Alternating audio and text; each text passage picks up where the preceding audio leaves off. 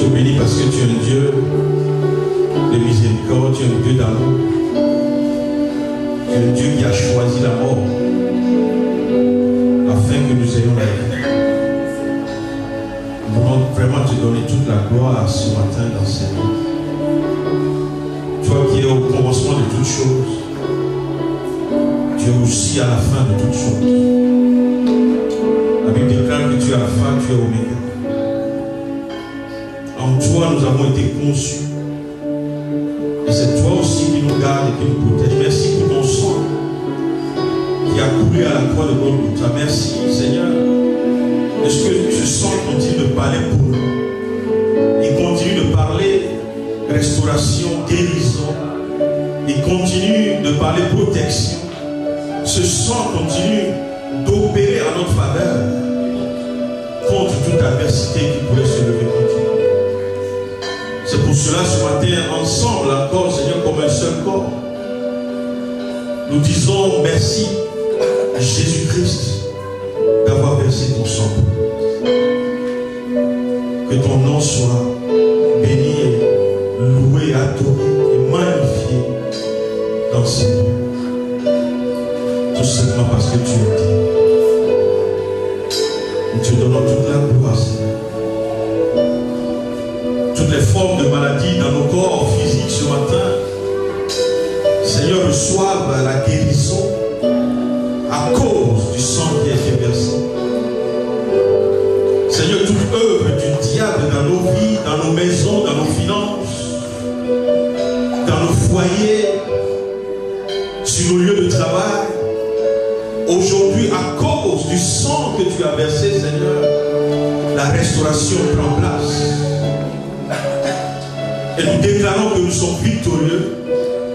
Pas parce que nous avons combattu, mais parce que toi, tu as remporté cette victoire pour nous. Nous te donnons toute la gloire. Au nom de Jésus-Christ. Amen. Amen. Amen. Amen. Est-ce qu'il y a des gens qui sont vivants dans cette vie? Amen. Alléluia. Merci Seigneur. Merci beaucoup de monde. Ok. Rapidement, tournez rapidement dans Jean chapitre 7.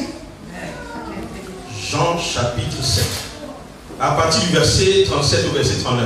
Donc, je suis un peu dans la... Je vais continuer un tout petit peu dans la série que je suis en train de faire. Si vous vous souvenez, on a commencé par le brisement. On a dit que, vous voyez, Dieu n'aimait pas la forme qu'on avait et qu'il fallait que Dieu brise, que Dieu refasse quelque chose de nouveau. Ok? Et puis, on a dit la semaine dernière, je crois que c'est la semaine passée, le dimanche passé, on a dit qu'après avoir brisé complètement, Dieu veut maintenant nous donner une forme qui correspond à ce que lui veut. Amen.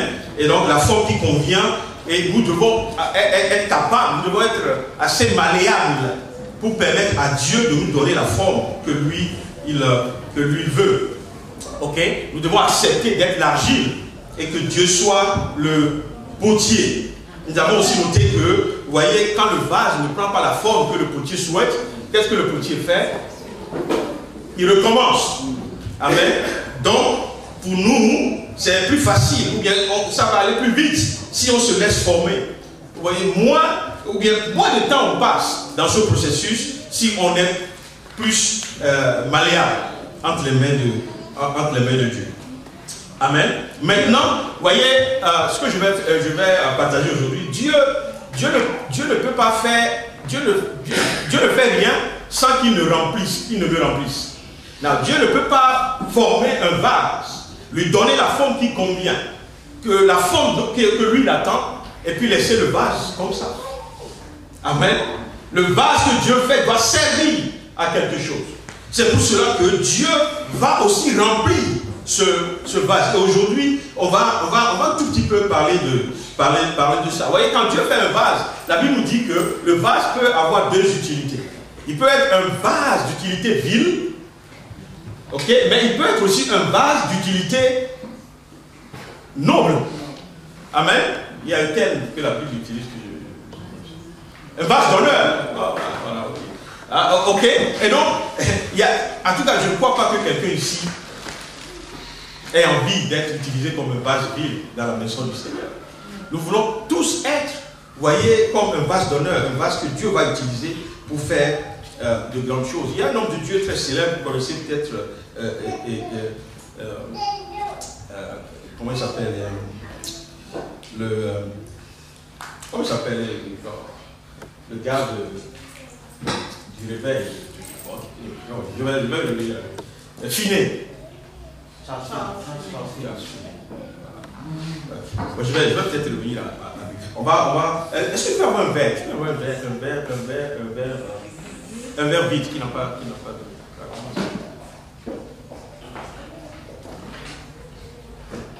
Ok, en attendant, je vais lire le verset que j'ai cité plus haut. 7. Le verset 37, il dit le dernier jour, le grand jour de la fête, Jésus se tenant debout, s'écria, si quelqu'un a soif, qu'il vienne à moi et qu'il boive.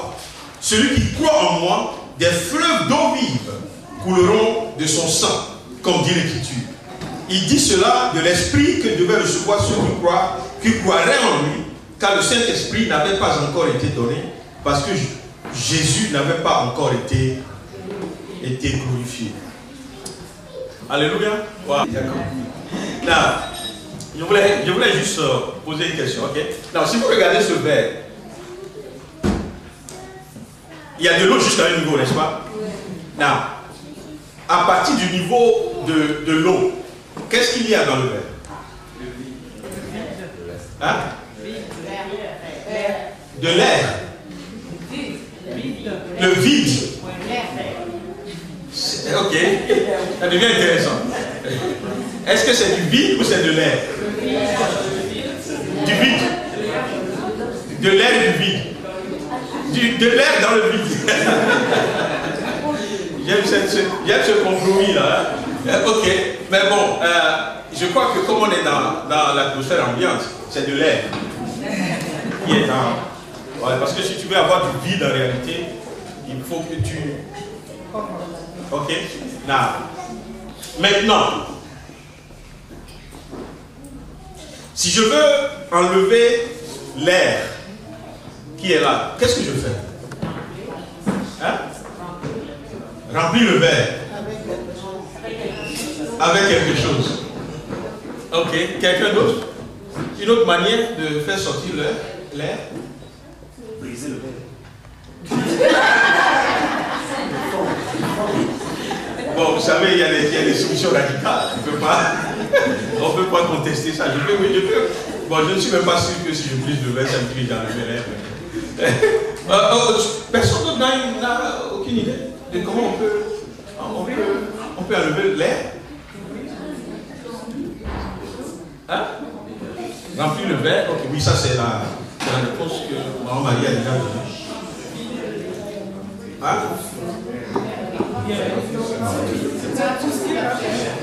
Impossible à faire. Ok.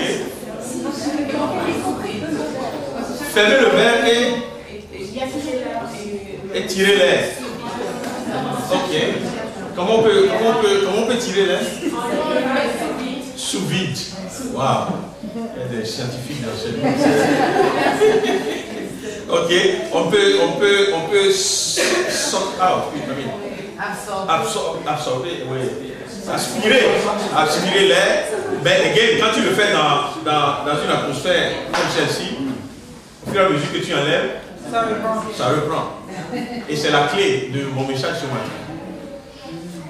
Amen. Parce que, voyez, comme je l'ai dit tout à l'heure, Dieu a fait de nous un vase qu'il veut remplir. Mais nous considérons souvent que, vous voyez, quand on veut servir Dieu, quand on cherche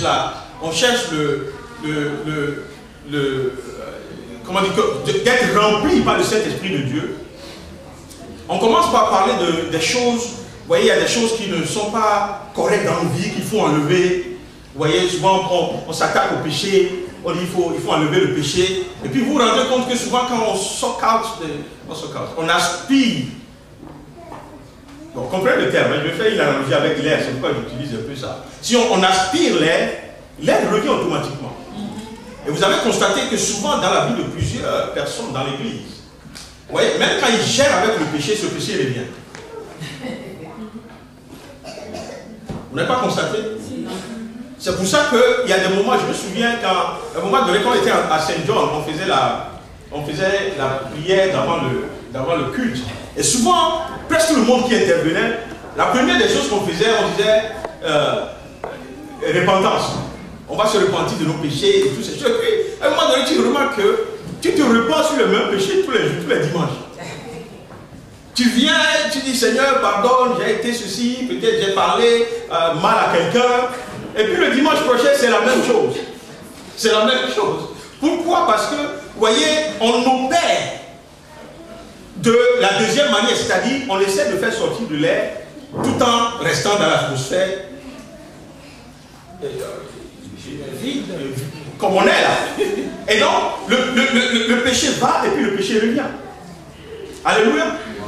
Mais, vous voyez, Maman Marie a donné une deuxième réponse. Elle dit, mais pour enlever l'air, il faut mettre de l'eau. Si je remplis, vous voyez, et ceci, je vous en prie, il faut me comprendre, il faut me suivre doucement ce matin. Parce que moi, ça m'a délivré, cette révélation. Parce que, vous voyez, si on est intelligent, si on est smart, quand tu as deux solutions devant toi, tu choisis la solution qui peut durer. La solution qui peut être efficace, qui est plus efficace que l'autre.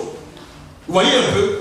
Et donc, voyez, si je commence par remplir ce verre d'eau, automatiquement, l'air va être chassé. Et si ce verre est rempli d'eau, même si je reste dans cette salle, dans cette atmosphère, l'air ne pourra plus rentrer. Et donc, ce n'est pas le combat que nous faisons. De dire, Seigneur, enlève ceci. Seigneur, enlève ceci. Je suis trop orgueilleux, enlève l'orgueil. Et puis demain, on se retrouve encore en train d'être plus orgueilleux que dans le passé. Vous voyez, j'ai remarqué que ce n'est pas de cette manière que nous pouvons, voyez, être et libérés de toutes ces choses qui nous bloquent. Mais c'est quand nous sommes remplis du Saint-Esprit de Dieu, tellement qu'il n'y a plus de place pour que ces choses puissent opérer dans nos vies. Et donc je peux non seulement déposer le verre, mais je peux terminer ma prédication. Donc, vous comprenez pourquoi on doit désirer d'être rempli par le Saint-Esprit, voyez, à tout prix, à tout moment. Ok, je vais essayer de ne pas regarder mes notes, sinon ça va durer. Voyez, vous savez, il y a un moment donné, l'apôtre Paul, vous savez que après le jour de la Pentecôte, les apôtres ont été remplis, visités par le Saint-Esprit de Dieu. N'est-ce pas? Mais si vous suivez dans les apôtres, actes des apôtres, vous allez dans les chapitres 4, 6, vous verrez qu'à chaque fois qu'ils sont devant une situation, la Bible dit, ils sont de nouveau remplis par le Saint-Esprit de Dieu. C'est-à-dire que c'est une recherche constante de ne pas laisser du vide en nous pour que l'ennemi ne vienne pas exploiter ce vide. Alléluia. Amen. Et donc on doit chercher à être rempli par l'Esprit Saint de Dieu à chaque jour, à chaque moment. Je parlais de Filet tout à l'heure, qui dit, voyez, il y a des moments dans son parcours, dans son ministère, il est tellement rempli du Saint-Esprit de Dieu que, voyez, il suffit de prononcer une seule parole, et puis la conviction vient autour de lui. Il dit un mot, et puis, même là où les gens devaient normalement réagir, tout devient calme. Les gens sont sous la conviction du Saint-Esprit de Dieu. Amen. Et puis il y a des moments aussi, il remarque que il libère une parole et puis rien ne se passe. Donc il dit, mais quand ça lui arrive, la première des choses qu'il fait, il court back. Parce qu'il se dit, il court back, il court en arrière, il retourne à la source pour demander à cette fille, Ariette, pardon. Je vais te demander pardon une bonne fois pour vous. Toutes les fois que je vais passer en grec, c'est déjà demandé pardon pour ça. Mais tu as raison parce que c'est moi-même qui lui ai demandé de veiller à ce que mon français soit français. Amen. Et donc, oh, alléluia, Lord Jesus. Que Dieu nous aide. Et donc, il court rapidement pour aller à la source, pour se remplir de nouveau.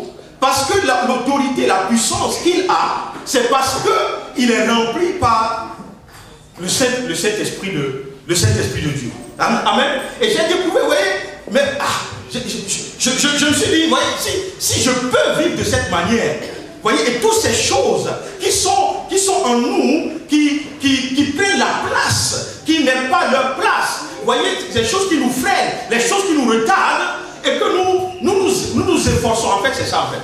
Nous nous efforçons à nous séparer de ces choses. On fait un effort. On utilise un peu notre capacité pour y arriver. Mais souvent, on n'arrive pas. Parce que ce n'est pas de notre propre force qu'il s'agit. Mais c'est de la présence du Saint-Esprit de Dieu en nous, avec nous, à chaque moment. Alléluia. Et donc, aujourd'hui, j'ai une simple parole. C'est de te demander, voyez, jusqu'où tu es rempli du Saint-Esprit de Dieu. D'ailleurs, merci que vous n'avez pas envoyé le verbe vide, parce que ça devient même plus intéressant. Parce que, voyez, je suis sûr que tu n'es pas vide. Mais je suis sûr que tu es rempli jusqu'à un niveau. Mais jusqu'où tu es rempli du Saint-Esprit de Dieu?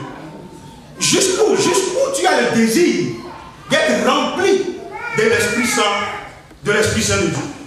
Alléluia. Alors, si vous regardez avec moi dans Éphésiens chapitre 5, et je vais terminer dans les 5 minutes. Et comme on dit, c'est pas bien de dire ça, parce que quand tu le dis, mais aujourd'hui Dieu va nous aider. Vous y êtes? Éphésiens chapitre 5, à partir du verset 18. Il dit, ne vous enivrez pas de vin. C'est de la débauche. Amen. Non, je sais qu'ici au milieu de nous, personne ne s'enivre de vin, n'est-ce pas? Allô? Vous voyez, la Bible est des fois... Non. Est-ce que vous savez qu'à chaque fois qu'on parle de la vie de débauche dans l'église, on ne parle jamais au vin? On pense à toutes choses que vous connaissez. Sauf le vin. Mais la Bible nous dit que c'est aussi la débauche. Tu vois un peu? Et donc, celui qui se tient, il s'est enlevé le vin, puis il vient maintenant il dit, oh, je vais délivrer ceux qui commettent le péché de Dieu. C'est débauche qui délivre débauche. Bon, ça c'est une parenthèse. On revient à la parole. Il dit, ne vous enivrez pas de vin, c'est de la débauche. Soyez au contraire, comment? Remplis de l'esprit. Entretenez-vous pas des psaumes, pas des hymnes, pas des cantiques spirituels, chantant et célébrant de tout votre cœur les louanges du Seigneur. Rendez continuellement grâce pour toutes choses à Dieu le Père, au nom de notre Seigneur Jésus-Christ, vous soumettant les uns aux autres dans la crainte de Dieu. Alléluia. Pour remplir ce verre tout à l'heure, ce que Camille a fait, elle a pris la bouteille et puis elle a versé l'eau.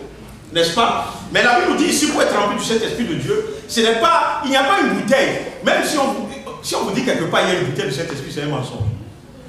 Ok? Parce que je vois, il y a des gens, ils ont le Saint-Esprit dans la bouteille d'huile. Quand ils déversent ça sur ta tête, c'est fini.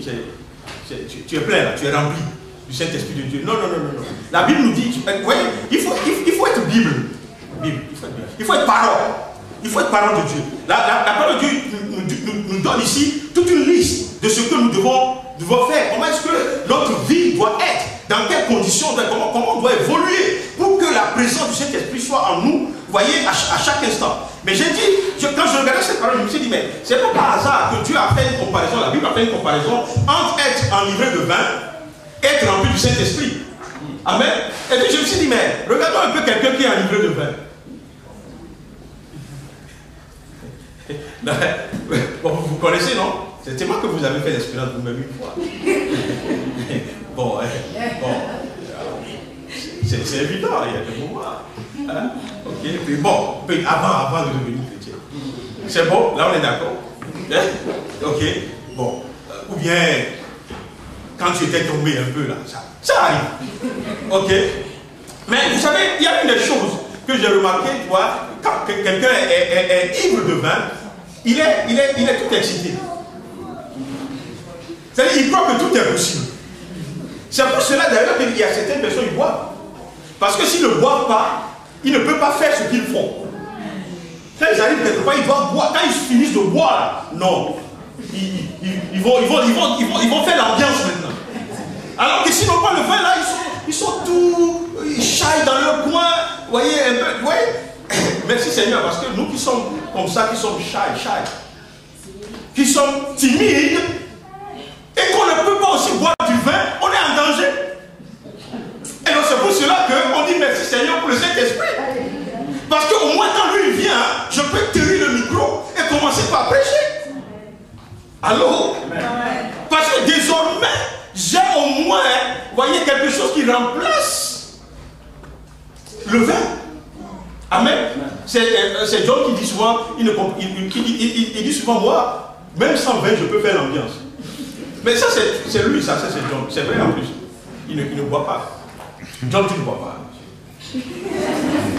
Il ne boit pas. Mais il y a des gens qui doivent boire. Et c'est comme ça, ils sont dans une excitation sans comparaison. Vous voyez, l'inhibition, comment on dit ça? C'est inhibition? Voilà, l'inhibition part. Amen. Des fois, tu vois, il y a des gens ici, même en Europe, il y a des moments qui se mettent nus. Et puis ils font des... Quand tu le regardes, il a bu. Il n'a pas fait ça comme ça.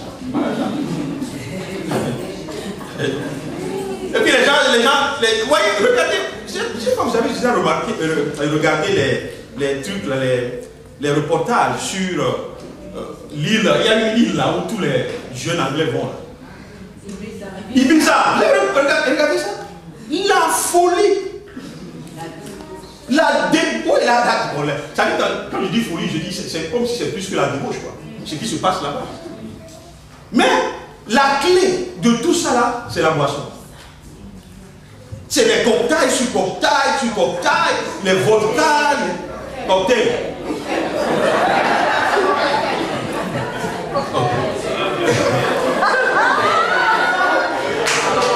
Regardez. Il y a quelque chose qui vous échappe. Je ne parle pas de cocktail ici. Je parle de quelque chose qui est au-dessus de cocktail. Et ça s'appelle cocktail. Bon, anyway, revenons à ce que j'ai dit. Et donc, ça fait que les gens qui n'ont... Ça veut dire qu'il y a des gens, quand ils regardent après leur propre vidéo, ils veulent mettre leur tête dans le sable. Amen. Mais merci Seigneur, parce que quand la Bible fait comparaison avec l'être rempli du Saint-Esprit, il dit contrairement. Contrairement, ça veut dire, ça donne l'effet qui est opposé. Quand tu es rempli du Saint-Esprit, c'est vrai que tu as tout le zèle du Saint-Esprit pour opérer. Mais ça ne t'emmène pas dans des situations de honte, ça ne t'emmène pas dans des situations de inhibition, désinhibition. Inhibition, le contraire. C'est bon, on dit ça aussi, non? Si, on dit ça. Non, le contraire de l'inhibition. Ouais, c'est ça. Bon, anyway, vous comprenez ce que je veux dire? Hein? Vous comprenez, n'est-ce pas? Et donc, nous avons le devoir de chercher à être rempli du Saint-Esprit, parce que c'est là où nous pouvons aussi faire le travail que Dieu nous a confié. Vous voyez, quand tu essaies de faire le travail de Dieu sans être rempli par le Saint-Esprit, ça devient une corvée. Ça devient très difficile. Et des fois, vous voyez, je ne sais pas comment présenter ça, mais Jésus-Christ, il n'a pas opéré par hasard en disant, vous voyez, c'est mieux pour vous que moi je parte. Parce que si je ne partais pas, vous voyez, ce que le Père a promis, c'est-à-dire le Saint-Esprit, ne vous serait pas relâché. Mais il dit, attendez jusqu'à ce que le Saint-Esprit arrive. Vous voyez, on n'est pas encore à la période de Pentecôte. Mais je vais vous assurer une chose. Ils n'ont rien pu faire jusqu'à ce que le Saint-Esprit vienne. Et qu'il soit rempli du Saint-Esprit de Dieu. Alléluia. Et donc, doucement, on est en train d'aller, vous voyez, comme je l'ai dit, je vais terminer mon message par Dieu qui veut nous utiliser. Amen. Mais on doit se préparer. Vous voyez, Dieu ne peut pas utiliser, Dieu n'a pas envie d'utiliser un vase qui est vide.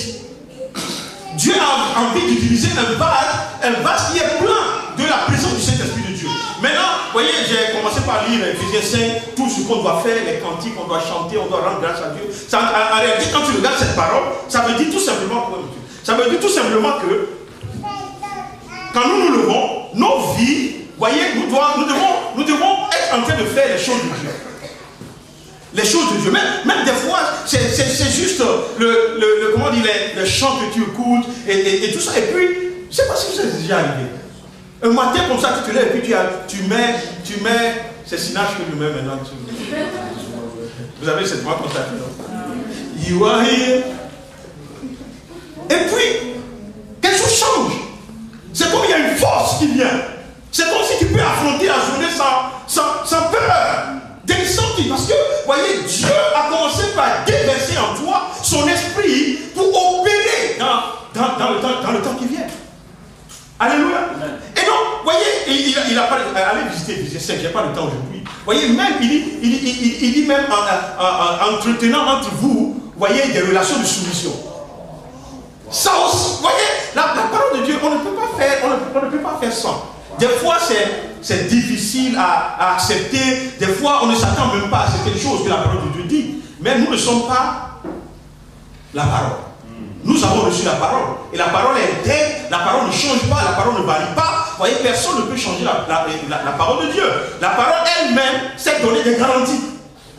C'est pour ça que la parole même dit que si quelqu'un ajoute quelque chose à moi, que cette personne soit anathème. Amen. Et donc nous devons, bon, quand je dis à moi, pas à moi, Théocratie, c'est-à-dire, je parle comme si c'est la parole qui parlait. Ok. Donc, c'est des choses que nous devons chercher. Il a parlé des psaumes, il a parlé des hymnes, il a parlé des cantiques spirituels. Vous voyez, qu'est-ce que tu fais de ta journée? Même si tu es au travail, aujourd'hui, partout où tu passes, je ne sais pas, mais Billy, même quand il va dans les toilettes, il a truc. Airphone, c'est français? Écouteur. Voilà. Ne faites pas truc. Elle a ça là dans ses oreilles. Des fois, tu lui parles, elle ne t'entend pas. Donc, tu es obligé de bousculer quelque chose. Et donc, si ce temps-là, c'était des cantiques, si, vous voyez, dans le métro et tout ça, moi-même, j'ai commencé maintenant, j'ai un gros écouteur. Vous avez vu ça? Gros comme ça, je mets ça comme ça. Mais c'est bon parce que la musique, non, mais le son, c'est du bon son dans mon casque. C'est pas vos petits trucs de iPhone que vous mettez, c'est du tonus. Et donc quand tu écoutes les cantiques, non mais attendez, je vais terminer.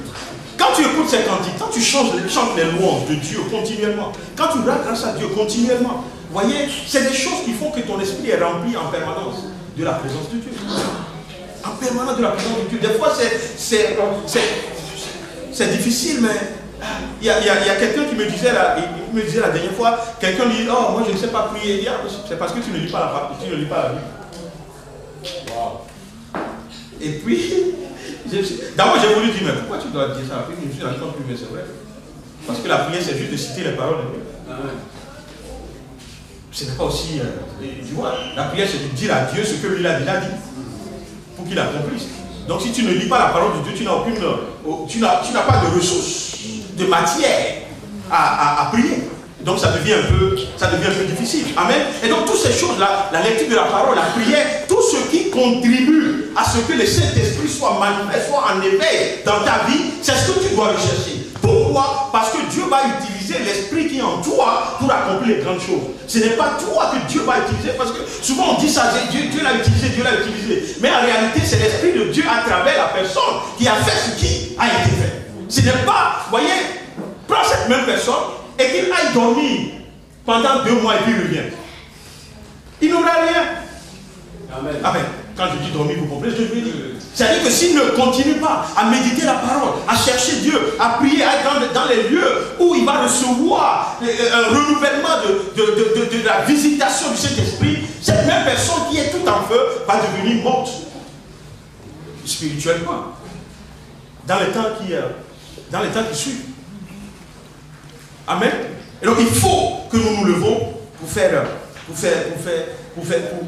être prêts pour que Dieu puisse nous utiliser. Aujourd'hui, j'ai pas beaucoup de temps. On va juste prier.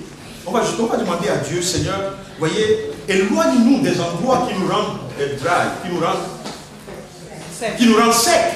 Tu vois, et envoie-nous même dans nos maisons. Je sais qu'il y a des choses qui sont intéressantes. Par exemple, je vais prendre l'exemple, même la chaîne là, des Nigériens, que tout le monde a maintenant. Bollywood, c'est Bollywood? Nollywood. Il n'y a rien de mauvais à Nollywood, mais Nollywood doit avoir son temps aussi. Si Nollywood prend tout ton temps, you will be dry. Tu connaîtras beaucoup de noms de films. Ça, c'est vrai. Tu connaîtras d'ailleurs beaucoup de noms. Je suis même impressionné des fois. Tous les acteurs de Nollywood, il y a des gens qui ne les connaissent pas. Ils te disent même le mouvement. Non, il n'est plus au Nigeria, il est aux États-Unis maintenant. Mais quand tu lui dis maintenant qu'il a chanté You Are Here, ils sont dans la confusion totale. Et ça reflète juste comment est-ce que ta vie, ta journée est. Parce que la chose qui est la plus facile, c'est de t'asseoir dans ton divan et puis tu regardes Hollywood. Ça, c'est très facile. Ça fait du bien d'ailleurs. Avec du glaçon, du jus. Ça fait du bien. Mais spirituellement, ça ne te bâtit pas si tu oublies les choses de Dieu. Vous voyez, c'est là où il y a des gens qui sont tellement disciplinés, je les apprécie. Il y a des gens qui te diront, par exemple, Hollywood, c'est 1 heure par jour, 2 heures par jour. Et ils vont finir après le premier film. Mais il y a des gens, c'est difficile après le premier film, parce qu'eux aussi sont intelligents. Ils vont balancer une annonce pour le film suivant, n'est-ce pas? Et puis, ça aussi. Et puis le temps que tu réalises, 4 heures du matin, quand les gens sont descendus de veiller de prière, c'est là que toi tu vas aller dormir avec Hollywood. Amen, tu rêves Hollywood. Tu as révélation Hollywood, c'est la vérité. Amen. Parce que si tu veux être expert dans quelque chose, c'est dans cette chose que tu mets plus de temps. Il n'y a pas de miracle, il n'y a pas de quoi que ce soit ça. Tu prends un expert comptable maintenant. Vous voyez, quand il y a un article sur quelque chose qui est changé en comptabilité, il peut passer toute la nuit pour digérer ça. Parce que c'est ça qu'il veut, c'est là où il veut être. Maintenant, si toi tu veux aussi être expert de Hollywood, il se prend that's why it's a choice. Mais en même temps, tu ne peux pas être rempli du Saint-Esprit si tu passes du temps à autre chose que dans la méditation, que dans ton rapport avec Dieu. Et puis après, tu t'attends à ce que Dieu te remplisse. C'est impossible. Ce n'est pas une... Ça ne marche pas comme ça. Amen. Ça ne marche pas comme ça. Amen. Ça ne marche pas. Il faut faire attention aujourd'hui. C'est d'après cela, il faut faire attention parce que le monde là, ils veulent notre tête. Je connais, il y a des chaînes même où tu peux regarder le football du matin jusqu'au soir. Mais c'est la vérité. Et si tu es un fan de football, tu risques, c'est-à-dire, le temps que tu laisses la télé, c'est parce que tu dois aller travailler, tu cours. Tu es au travail, tu te rappelles. C'est comme ça. Si tu n'es pas discipliné, tu as du temps pour toutes choses. Et si Dieu est ta priorité, tu as un bon temps pour Dieu aussi. Dans la méditation de la parole, dans tout ce qu'on a vu tout à l'heure, il faut qu'on ait ça. Je t'assure, si tu donnes du temps à Dieu, le temps, les jours qui viennent, les temps qui viennent, ce que Dieu va faire de ta vie, tu ne peux pas imaginer. On dira, mais c'est lui qui, souvent il s'assoit là, il ne dit rien, toutes ces choses. Mais quand Dieu se saisit de quelqu'un, il n'y a pas de compétition. C'est Dieu lui-même qui agit. Alléluia. C'est Dieu lui-même qui agit. On va juste se tenir debout. On va terminer. Je dis à Dieu, simplement, je crois que, merci beaucoup de monde, nous sommes connus vraiment dans un temps prophétique. Et je crois que quand on a couru tout à l'heure, il y a beaucoup de choses. Il y a beaucoup de choses que Dieu a fait. Amen. Je ne sais pas où elle a pris les sexes, tout, mais moi je le prends comme Jéricho. Hein, comme les sept tours autour de Jéricho et les murs sont tombés. Je vais dire comme ça.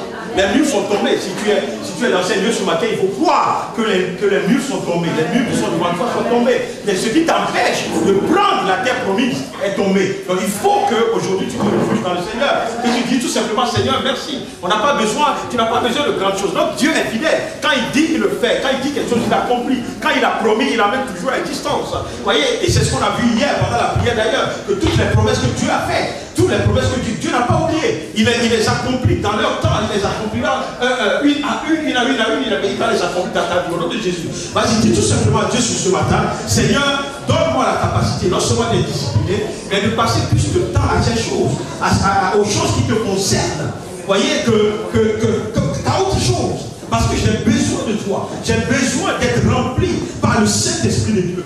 J'ai besoin que ma vie reflète la vie de Dieu partout où je vais. Seigneur, merci parce que tu n'as pas choisi les autres et tu m'as oublié. Tu nous as tous choisis, Seigneur. Tu nous as tous mis à part afin que nous puissions accomplir les grandes choses que tu as prévues pour nous. Au nom de Jésus. Je ne sais pas quelle est ta mission. mission, la paix, voyez ce qui bout dans ton cœur, ce que Dieu veut que tu fasses pour lui. Voyez, tu sais, toi-même tu le sais. Mais je veux juste te dire ce matin, voyez, ce ne sera pas par tes propres calculs, ta propre force. C'est parce que l'Esprit de Dieu, voyez, en toi va opérer ces choses. Donc fais confiance en Dieu et laisse l'Esprit de Dieu te visiter. L'Esprit de Dieu te remplit. L'Esprit de Dieu te conduit. L'Esprit de Dieu manifester sa grâce à travers ta vie. Le temps est venu, mes frères. Alléluia. Il y a des choses que j'ai partagées hier que je n'ai pas le temps de partager ici. Mais le temps est venu que tout le monde soit prêt. Quand Dieu t'appelle, il dit c'est demain, il faut que tu sois prêt. Amen. Même quand tu sors du culte tout à l'heure, puis Dieu se saisit de toi et dit mais c'est maintenant. Il faut que tu sois prêt. I don't know where he's going to send you. Je ne sais pas ce qu'il va faire de ta vie. Je ne sais pas. Mais il a certainement un plan pour toi. Et toi-même tu le sais. Alléluia. Dieu bénisse aussi. Au nom de Jésus-Christ. Après. Amen. Donc, God bless you. Est-ce qu'on peut acclamer le Seigneur?